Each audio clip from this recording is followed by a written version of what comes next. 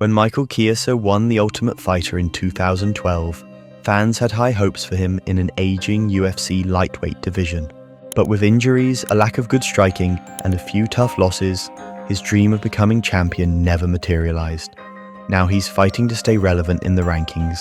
Here are the 7 losses that have held Michael back in his career. Michael kicked off his MMA career in 2010, racking up 5 wins in less than a year, with 4 of them coming by submission.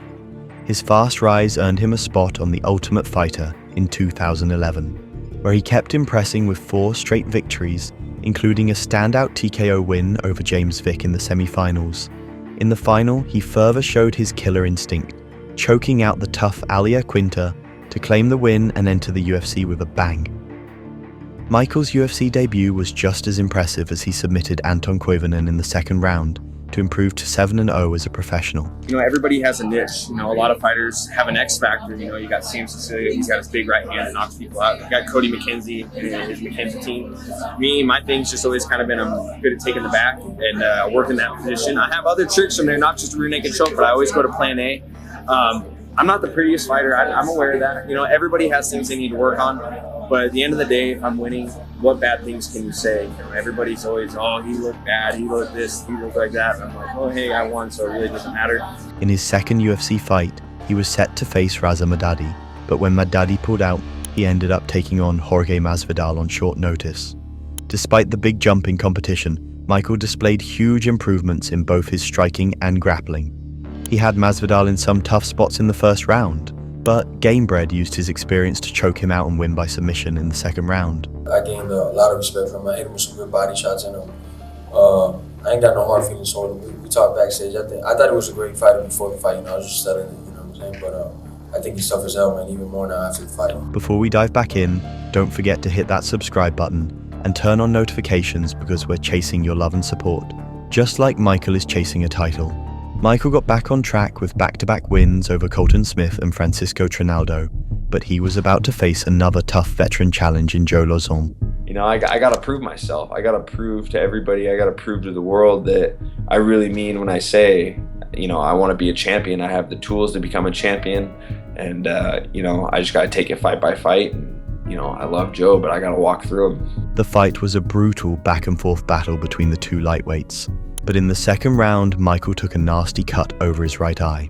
The doctor stepped in, and he lost by stoppage. Although Michael wasn't thrilled with the stoppage, he had no choice but to accept it and move forward. In his next 3 fights, Maverick bounced back with impressive submissions over big names. First Jim Miller, then Beneil Dariush. Those wins earned him a shot at Kevin Lee, who was quite the star at that time. The build-up to the fight between the 2 rising stars was fiery, and things quickly got personal. He's a tough kid, but he's gonna get beat up, so it'll be fun. I know his mama got tickets, so shut the up about, hey, don't talk about my mom for one. Don't you ever talk about my mom. Don't you ever talk about my mom. Don't you ever talk about my mom. Dad, might want to get in the middle. Like whatever you want to call it. I'll smack the out of you right now. Don't you ever talk about my mom. Talk about What's good? The pre-fight drama was intense, but the fight itself was just as controversial, as Michael got caught in a choke early in the first round. And even though he didn't tap, referee Mario Yamasaki stopped the fight. Needless to say, he wasn't happy. Shrink your shoulders in, flex your neck, get your elbows in. When he loosens up, you elbow down, turn in. I saw it with short time on the clock. I went to what I know, and the next thing I know, the fight's getting stopped. This is the main event. That's JV bullshit. That guy's too focused on being some kind of playboy in front of the cameras, making his little heart logos. Maybe he should go back and read the fucking rule book.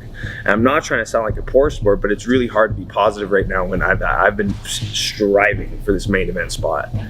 And I get it, and I just feel like I just got fucking robbed. He even challenged Yamasaki to a grappling match to exact his revenge. This is my open challenge to Mr. Yamasaki I would like to test his 5th degree black belt in a friendly grappling match. It took Michael nearly 6 months to move on and get back on track at UFC 223. But his plans were derailed when Conor McGregor stormed the fighter bus, carrying Khabib. He caught a stray and was injured and forced out of his scheduled fight against Pettis. You alright, Mike? The fight was rescheduled 3 months later at UFC 226, but Michael felt like he'd been robbed of a shot at the title since Khabib was in need of an opponent for his vacant title fight after both Tony Ferguson and Max Holloway pulled out, and Mike felt he would have been the stronger candidate than Al Iaquinta, who went on to fight the Russian instead. Like I said, if they walked in the door now and said, hey, you want to fight for the title in the next 10 minutes, I'm out the door, I'm warming up, I'm ready to go, you know? So to lose that opportunity, man, and that's tough. You know how this sport works, guys. Like, the opportunities like that don't come along. I could string together 15 wins in a row and still not get a title shot, and I lost my opportunity, my dream, and I hope that, you know, I'm going to fight my ass off to earn it back starting on July 7th with Anthony Pettis. Unfortunately, he failed to mount a comeback as Pettis stuffed his takedowns, hurt him in the second round, and then choked him out. After back-to-back losses at lightweight, Michael decided the division wasn't right for him and moved up to welterweight. There, he strung together 4 straight wins, convincing everyone that his comeback was on track and a title shot was within reach. You know, I've always been vocal since I got into the UFC that my goal is to become a world champion. And I think the key is really setting the small goals along the way. And, you know, that 4-fight win streak in the UFC has eluded me for a while.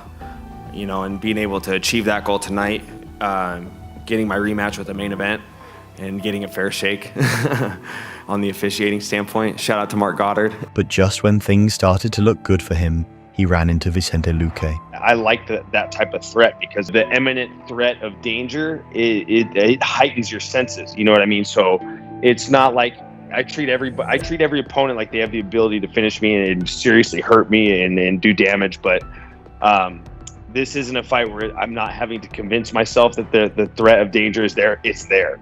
Luque was every bit as dangerous as advertised and proved Michael's instincts correct by choking him out in the first round.